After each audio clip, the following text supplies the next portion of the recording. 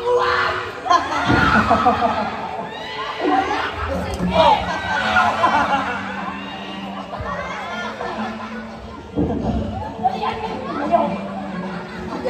Isa ka palang hari! Hindi ka hari! Isa kang peke! Uwan! Mapagpanggap! At pula! Siya ay nagpapahayag na hari. Siya ay nagpapanggap na anak ng Diyos. Siya ay labag sa ating kautusan at layunin. Siya ay isang ruwag na propeta. Kailangan niyang mamatay. Ang kanyang mga servos ay halos hindi na mabilang. Bakit hindi ka nagsasalita, Jesus?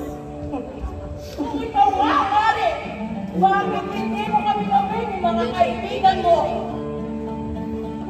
Huwag mong gawin mag-inap, Jesus. Pakiusap, huwag makita ka ng kahit ako. Baka sakaling magustuhan ko at mamalayan pa.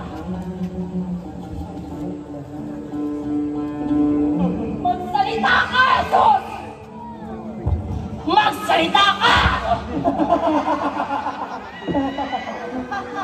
Yo! Hindi mo kayang magsalita? Siguro nga hindi kang tunay na hari kung ito'y salanang itong palabas. Kung wala lang ang magagawa,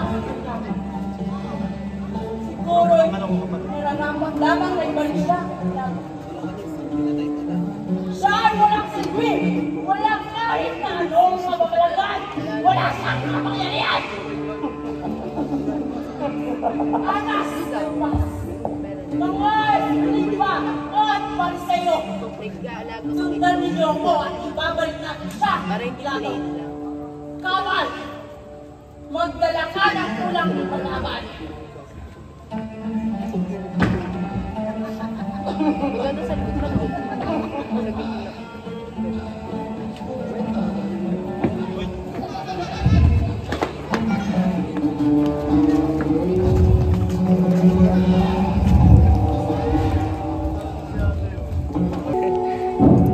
Mahal kong Claudio, alam mo na ba ang katotohanan? Katotohanan? Oo, mahal ko. Ang katotohanan. Hindi ko maintindihan ang mga pangyayari. Luba akong naguguluhan, mahal ko. Ewan ko.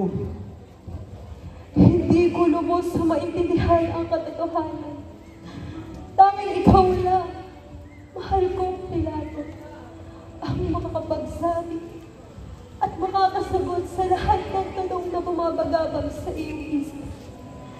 Hindi ako, maging ang mga nasasakupan mo. Ang tanging alam ko lamang ay isinilang ako upang magpanatili ng kaayusan sa bayang ito at maiwasan ang himagsikan sa oras na tulad ko ang taong yun. Magsisimula na ang pag-aalsa ni Nakaypas. Ngunit kung hatulan ko ang taong yun, maaaring ang mga tauhan ni Jesus sa magpasimula ng himagsikan. Sa parehong paraan ay nasisira ang kapayapaan ng ating mga kababayan. Naguguluhan ako, mahal ko. Ewan ko. Huwag kang makialam sa taong iyon na walang kasalanan. Sapagkat kagabi, pinahirapan ako ng aking panaginip tungkol sa kanya.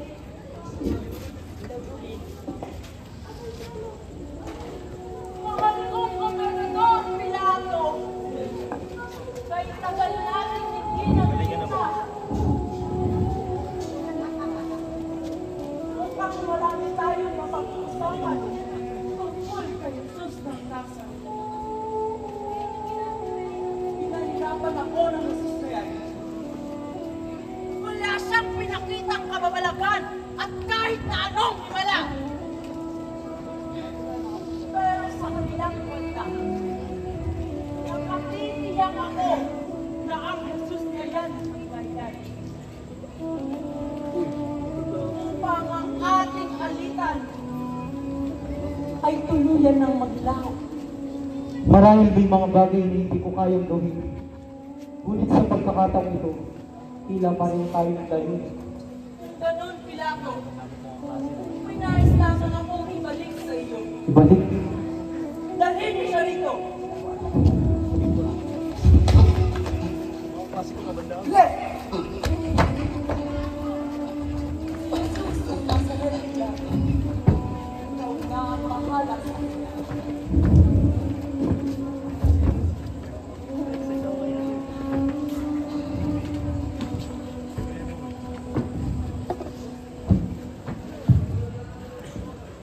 Pagtanggol mo ang iyong sarili.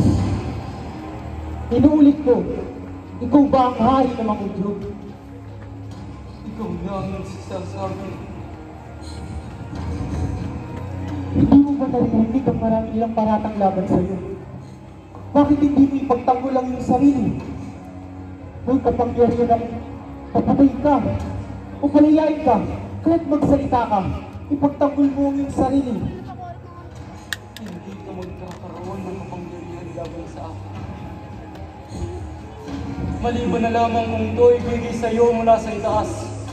Wala siyang kasalanan, Pilato. Ngunit nararapat lagi siyang pagsahan. Walang kasalanan ng taong ito. Yan ang pasya ni Herodes at yan din ang pasya ko. Ngunit dahil kayo ay mapilit, nais kong ipaalala sa inyo na sa ganitong pista ay maaari akong magpalaya ng kahit na sinong bilanggo na gustuin ninyo. Kahit na sino, huwag lamang ang nasustayan. Bawal, iarap si Barabas.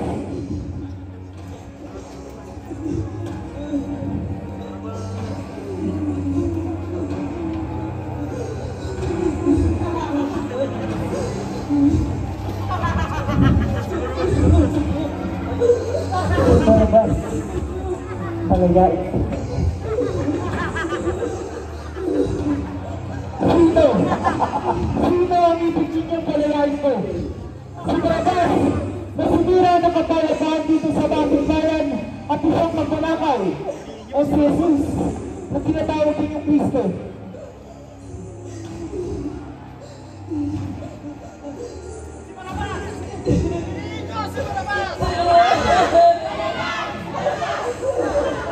Ano ang gagawin ko kay Jesus na tinatawag ninyong Kristo? Kita ko! Bakit? Ano ang ginawa ko sa sama? Ano? Walang kasalanan ng taong ito. Ito pananagutan ninyo. Kung gayon, palayain si Barabas at ipagutin si Jesus. Sinabi ko ninyo!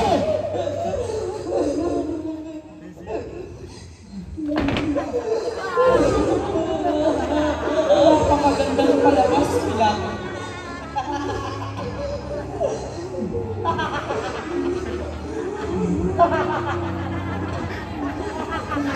Narinig ninyo si Pilato. Mga kawal! Kunin niyo na si Jesus at hagupitin.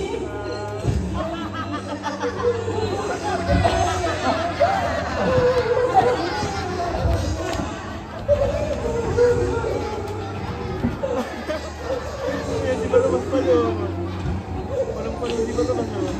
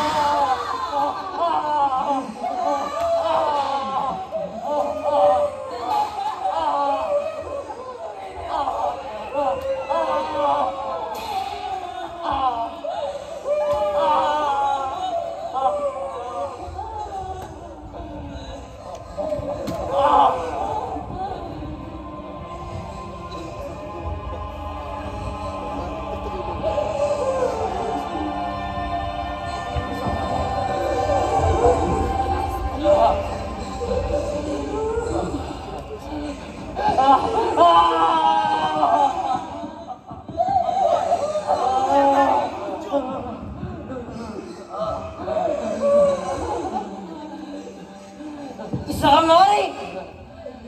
Ikaw ba ang kitawagin ng hari? Kalokohan!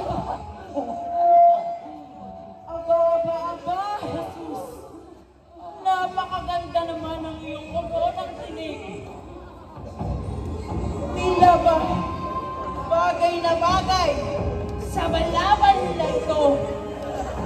Huwag mo sanang kakalimutan, mahal na hari ng mga Hudyo!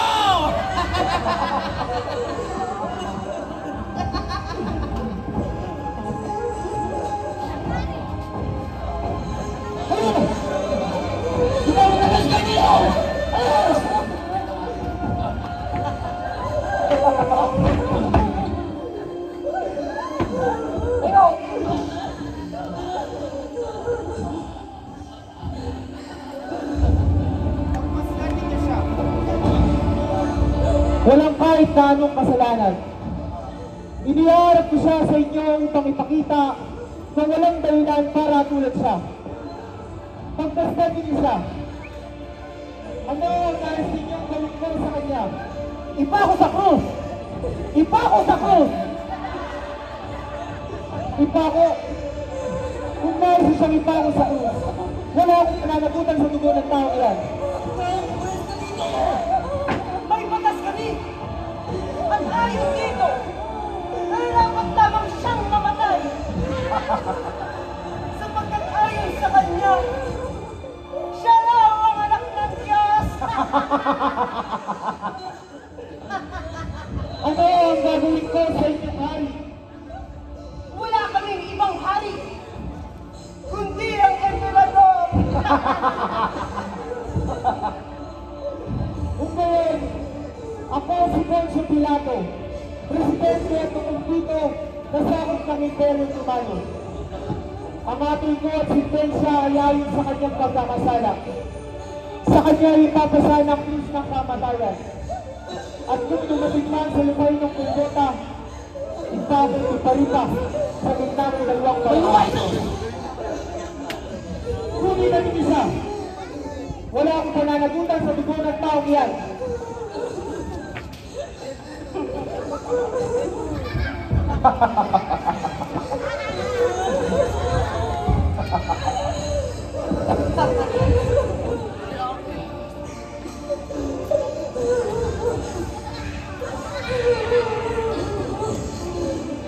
Hanggang dito na lamang sila. Napakagaling mo talaga.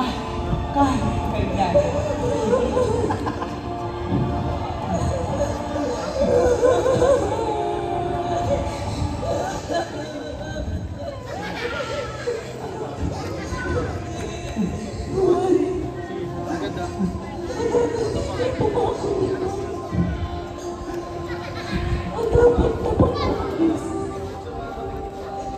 May lakas mo akong pagpasdan. Ano mo nagsinig?